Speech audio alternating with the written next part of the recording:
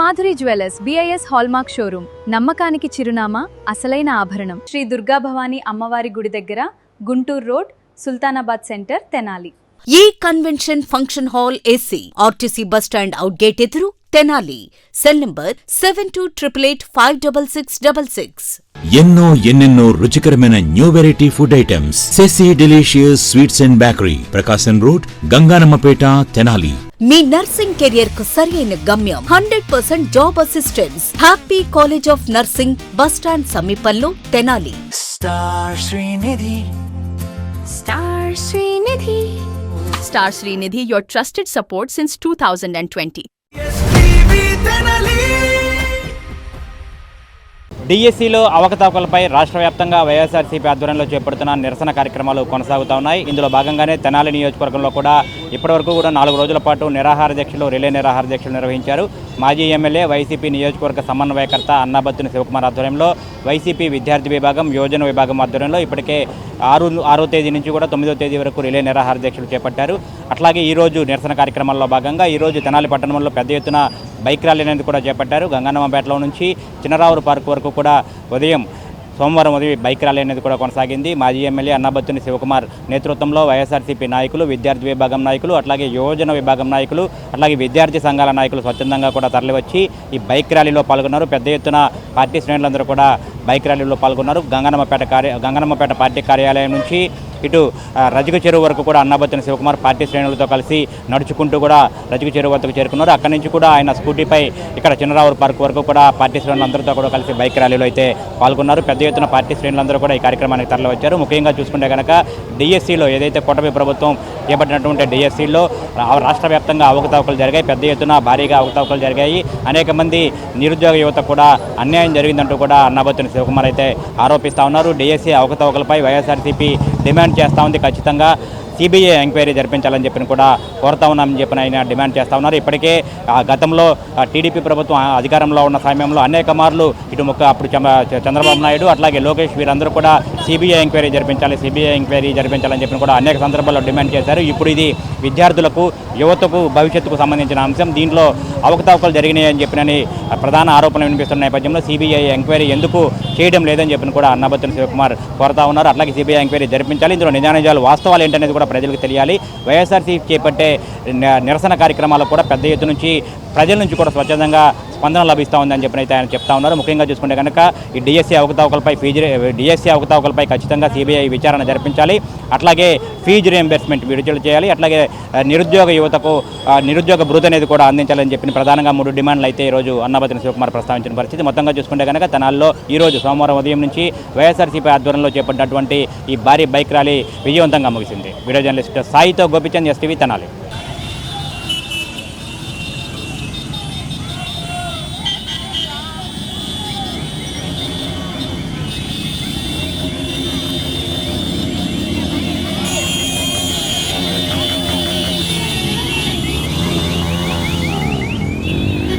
ఈ రోజున ఈ కూటమి ప్రభుత్వం అరాచకాలకు, విద్యార్థులు, యువతల పట్ల ఈ కూటమి ప్రభుత్వం చేస్తున్న అన్యాయాలకు నిరసనగా మేము 6వ తారీఖు నుంచి మొన్న 9వ తారీఖు దాకా రిలే నిరాహార దీక్షలు చేపట్టాము. ఎంతోమంది విద్యార్థులు తరలి వచ్చి వాళ్ళ బాధల్ని, వాళ్ళకి చేసిన అన్యాయాలని మాతో పంచుకున్నారు. దానికి ఈరోజు నిరసనగా బైక్ ర్యాలీని యోజన విభాగం, అలాగే విద్యార్థి విభాగంతో మేము ఏర్పాటు చేయడం జరిగింది. మీ కూటమి ప్రభుత్వం చేస్తున్న అన్యాయాలకు మంత్రి లోకేష్ గారు మీరు వెంటనే రాజీనామా చేయాలని మా విద్యా సంఘాల ద్వారా మేము డిమాండ్ చేస్తున్నాము.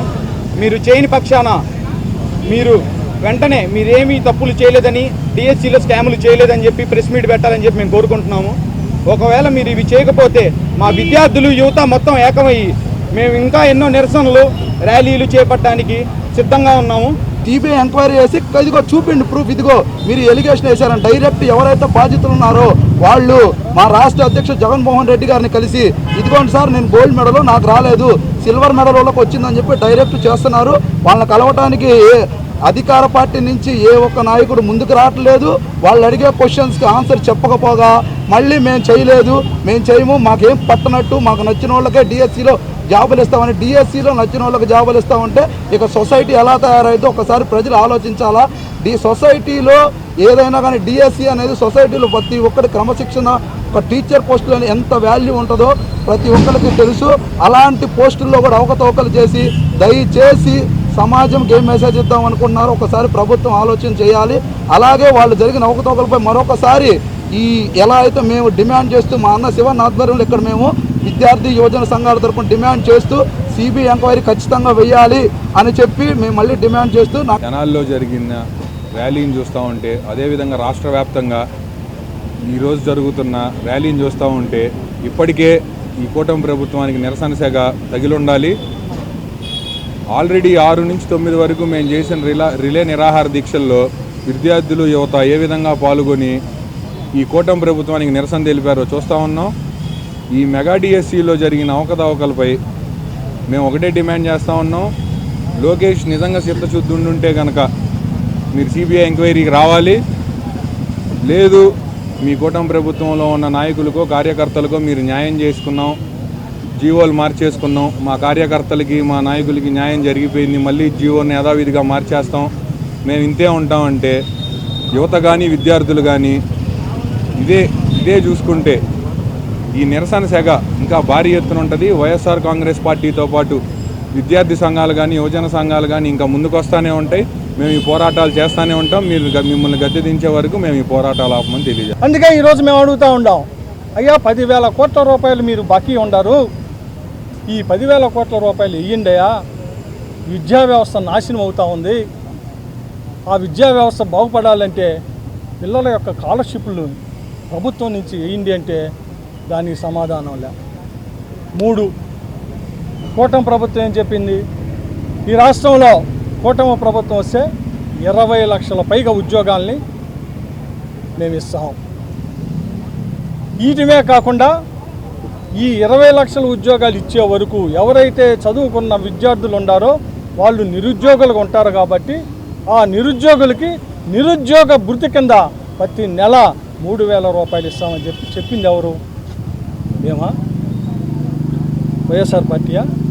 కాదు కదా. చంద్రబాబు నాయుడు గారు చెప్పారు, లోకేష్ గారు యువకాలంలో చెప్పారు, పవన్ కళ్యాణ్ గారు ఆయన స్పీచ్ల్లో చెప్పారు. మీ ముగ్గురు కలిసి వాళ్ళ అధికారంలో ఉన్నారు. ఇంతవరకు ఒక్క నిరుద్యోగం ఇచ్చారా? మరి అడగాల్సింది ఎవరు? అడగాల్సింది? ప్రజల పక్షాన అడగాల్సింది ఎవరు? ప్రజల పక్షాన పోరాటం చేయాల్సింది ఎవరు? ప్రజలకు అండగా ఉండాల్సింది ఎవరు? రాజకీయ పార్టీలే కదా. ఈ రాష్ట్రంలో జగన్మోహన్ రెడ్డి గారే కదా. మరి జగన్మోహన్ రెడ్డి గారే ప్రశ్నిస్తూ ఉన్నాం. జగన్మోహన్ రెడ్డి గారు ఈ రాష్ట్రంలో ఉన్న విద్యార్థుల పక్షాన ప్రశ్నిస్తూ ఉన్నాం. జగన్మోహన్ రెడ్డి గారి తరపున ఈ రాష్ట్రంలో ఉన్న నిరుద్యోగుల తరపున అడుగుతూ ఉన్నాం. వైఎస్ఆర్ పార్టీ ఇన్వాల్వ్ అయితే ఇది రాజకీయ ఇన్వాల్వ్మెంట్ కాదు. వైఎస్ఆర్ పార్టీ ఈ రాష్ట్రంలో ఉన్న విద్యార్థుల పక్షాన, ఈ రాష్ట్రంలో ఎవరికైతే డిఎస్సిలో అన్యాయం జరిగిన విద్యార్థుల పక్షాన, అలాగే మీరు చెప్పిన నిరుద్యోగ భృతిని ఇవ్వమని నిరుద్యోగుల పక్షాన ఈరోజు చేస్తుంది ఈ ప్రోగ్రాం. మీరు ఎంతసేపు మెగా డిఎస్సి మీద వైఎస్ఆర్ పార్టీ కావాలని యాగిరీ చేస్తూ ఉంది, దీంట్లో ఏమీ లేదంటున్నావు. మరి ఎందుకు సిబిఐ ఎంక్వైరీ అయ్యావు? ఏమి లేకపోతే సిబిఐ ఎంక్వైరీ అయ్యి.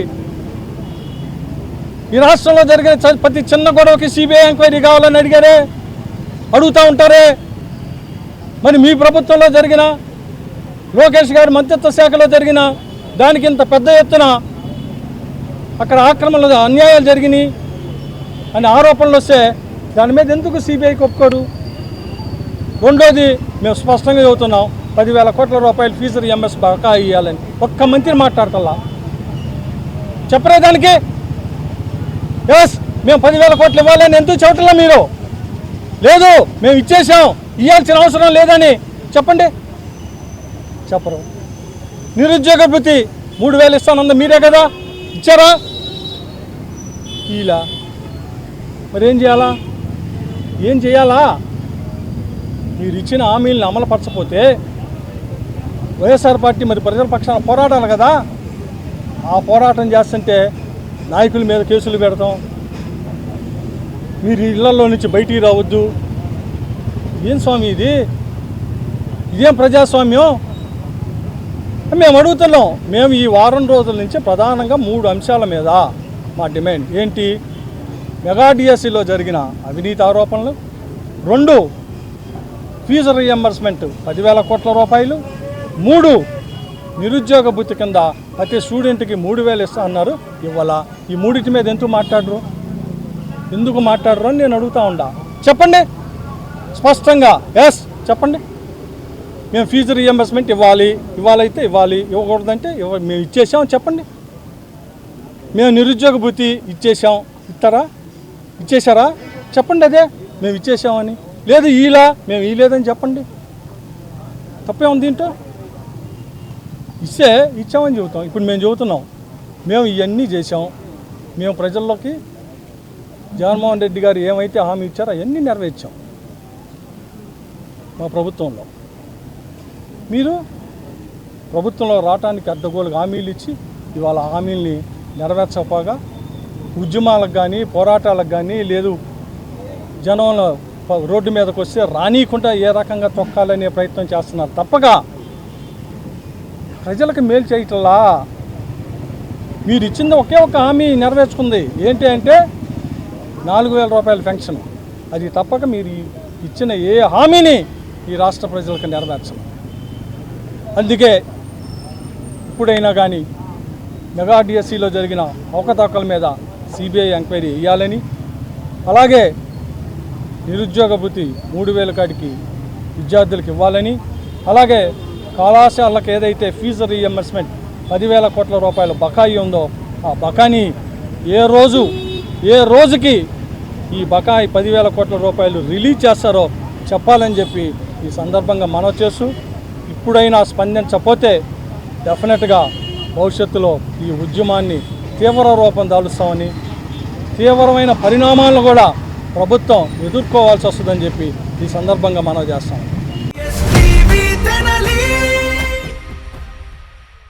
Star Srinidhi. Star Srinidhi. Secure your future, save it right. Fixed deposits that help you grow. Gold loans when you need cash flow. Easily replicate your gold loan. Buy and sell your gold. Star Srinidhi, your trusted support since 2020. Me nursing career కు సరైన గమ్యం happy college of nursing Tenali. Inter పూర్తి చేశారా?